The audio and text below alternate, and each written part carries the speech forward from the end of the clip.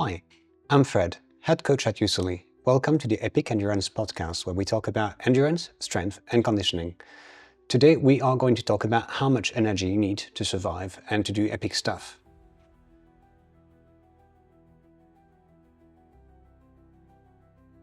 First, I want to talk about my experience toward these things. I am a sport nutritionist, and I have been an endurance athlete, an ultra-endurance athlete for many years. Self-imposed challenge like 101 back-to-back daily 70.3 triathlon races, self-supported, where I had to intake more than 5,000 calories per day, and also bike rides on the trainer that lasted for over 30 hours. I have some experience as a coach about nutrition, as this permits to my work, and also as an athlete from my own experiences as doing these kind of challenges. I think it's important first to understand what is RMR or BMR. RMR stands for resting metabolic rate, and BMR stands for basal metabolic rate, which is the energy that your body needs to survive when it's not doing anything. So if you're at rest or sedentary, your body needs energy to maintain bodily function. Your resting metabolic rate is going to be dependent on a couple of things. Your age might factor in, as people with older age tend to have RMR that goes down. The most important factor that is affecting RMR is going to be the amount of lean muscle you have on your body. The more lean muscle mass you have, the more energy will require just to stay alive. If we're to compare two twins, one boy and one girl, for example, of the same weight, but with different body composition, with one having 20% of body fat, while the other having 10% of body fat, the twin with the lowest body fat will burn more energy on a daily basis at rest. In this specific case, we can see that twin 1 at 60 kilos is burning about 1,400 calories, while twin B is burning a bit over 1,500 calories, slightly over 100 calories per day, just doing nothing. RMR is the energy you need to survive at rest. TDEE, which is total daily energy expenditure, which basically sums up all the energy expenditures that you're having your day. Usually the most important is going to be your resting metabolic rate, but there are other factors that can drastically change the way your body is using energy. Factors that do impact these TDEE is going to be your lean body mass, which does affect RMR, the regular activity you're doing. Walking around the house can be considered as NEAT, which stands for non-exercise activity thermogenesis, or EAT, which is the activities you're doing. So it might be sport, which in this case, EAT stands for exercise activity thermogenesis. Thermo meaning temperature, genesis creating energy. Other factors also include the type of micronutrients you have in your diet. Some micronutrients might need more energy to be broken down. This is called TEF and stands for the thermic effect of food. To understand TEF, you could say that 0 to 3% of the energy coming from fat is going to be wasted. About 5 to 10% of the energy coming from carbohydrates or sugar is going to be used as TEF. And about 20 to 30% of the energy coming from protein is going to be used as TEF. Your environment is also going to affect your total daily energy expenditure, as very cold or very hot environment is going to force your body to try to maintain body temperature and fight against environmental conditions. Also listed in the NEAT category is everything that might revolve around fidgeting, twitching, moving a bit. People that tend to move a bit around in their seats will increase their total daily energy expenditure by a few hundred calories. We are going to look at 3 individual and their respective TDEE. The first one will be a sedentary athlete or non-athlete. I like the term sedentary athlete because you will see that some athletes, even though they do exercise regularly, their daily activity is actually very low. A person will maybe run a couple of hours per week, but spend otherwise the rest of his time lying down or sitting down is still sedentary, as the contribution of the EAT part, EAT, exercise activity thermogenesis, is quite low.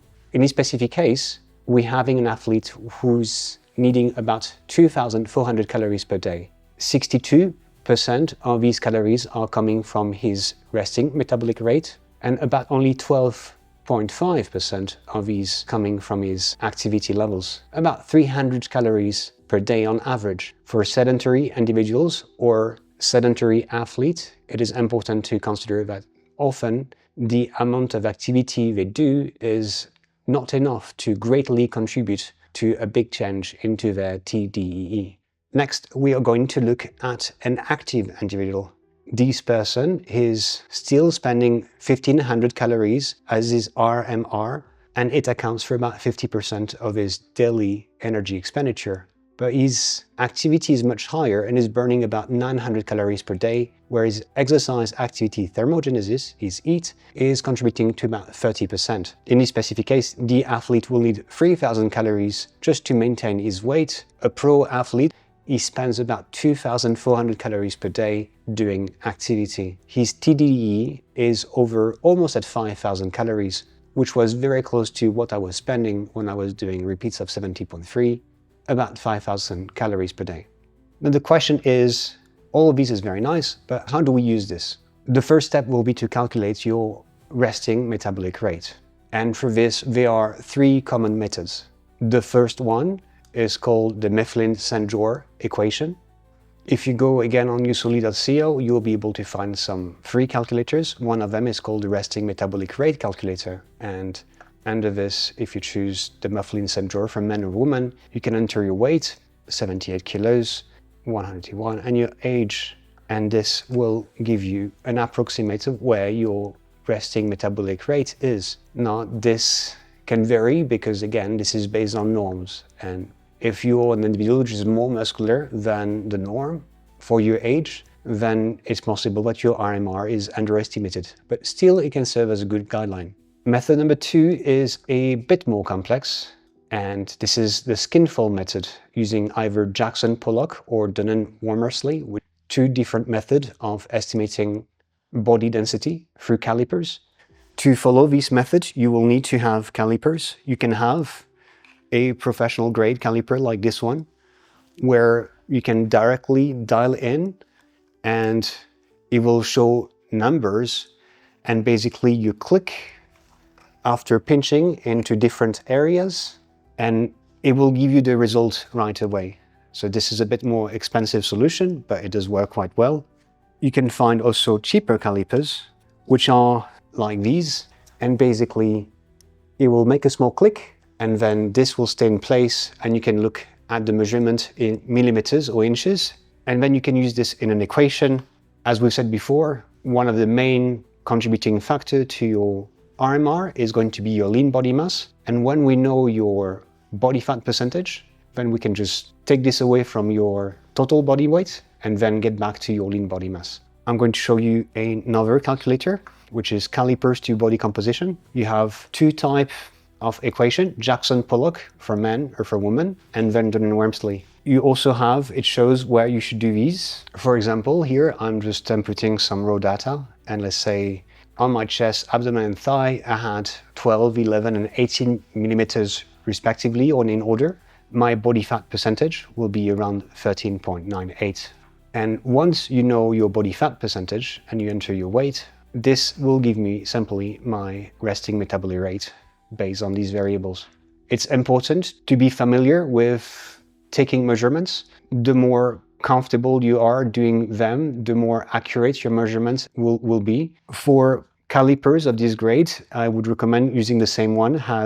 There may be slight variation between two tools. A method that I recommend for improving the precision of your measurements is to do more than one measurement. So if you're using the SCA index or the AccuMeasure or anything of the like, take more than one and then average the numbers. Multiple data points will give you a better estimate. The skinfold method is the method that I would recommend for most individuals.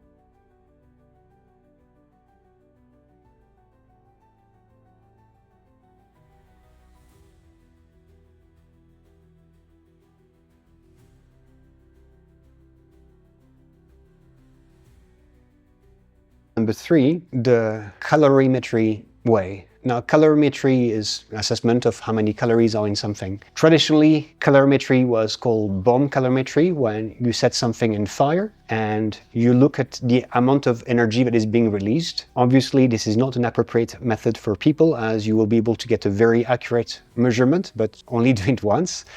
There is the direct calorimetry approach, which will involve having a person into a confined room and looking at the variation of temperature from this room based on the heat that this person generates over time. This is costly and it is also difficult to do. What most people do now, and still with a very high degree of precision, is doing something that we call indirect calorimetry, which basically require you to use a mask which you'll put on your face at rest, and we will look at gas exchanges to know how much energy you're burning. If you do things correctly, your calipers measurements and your indirect calorimetry measurements should be about the same. My experience is I often fall within 50 calories of difference between the two measurements.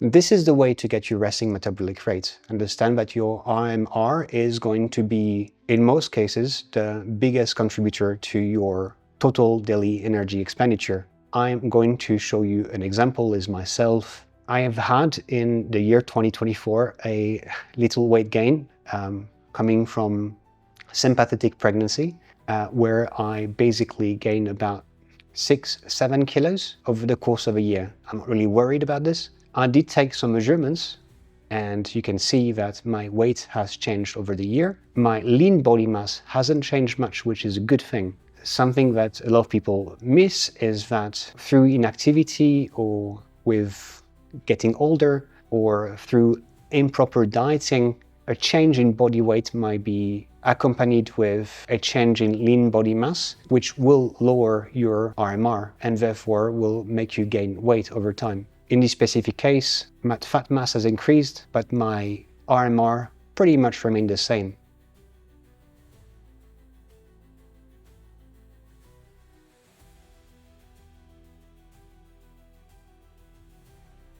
I've calculated my RMR through the Wang equation by looking at my body density and lean body mass, and also confirmed it with gas exchange. And I fell down about in the same result. I think at about 10 calories. Now, once we have that, what do we do with this?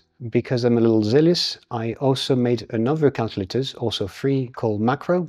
This is informative only, and this is a very superficial way of looking at nutrition, but this is following guidelines. I will input my current weight, which is about 85 kilos, and my approximate RMR and my activity level. So I'll say slightly active. In the activity level, you'll be able to see what is the contribution of activity in terms of calorie expenditure. So you can adjust as you see fit. Protein priority for endurance athletes, I will recommend 1.2 to 2 grams. I would recommend for athletes like me who have a restrictive diet, vegetarian or vegan, to tend to be a little on the higher side if possible. And then your fat intake. So this is a preference. Fat is very important. You should intake fat into your diet, but will stay at a low level of 20% of your total daily energy coming from fat. And it will give you, again, your RMR, your TDE, which basically will be your RMR plus exercise, food, and non-exercise energy contribution and a repetition.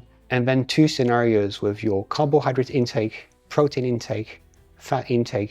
Here you can see a higher proportion of protein with 170 grams per day is pretty high, or lower intake about 102 grams per day. And how much of this make for your TDE if my activity level was slightly active, then this will adjust accordingly.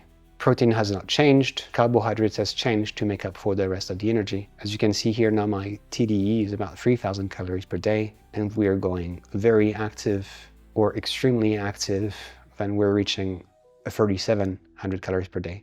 So this is a simple way, it's not perfect, but I hope it's useful, to assess both your RMR and your TDE based on information such as your age, gender, height, weight, or by using Calipers method And then from this, having an idea of where to stand in terms of macro. My recommendation is that you should not obsess too much about macro, but it's good to have general guidelines. Again, your diet does not have to be perfect. I do not recommend subscribing to diet fads, but having a simple understanding of how much energy is coming from which source is quite important.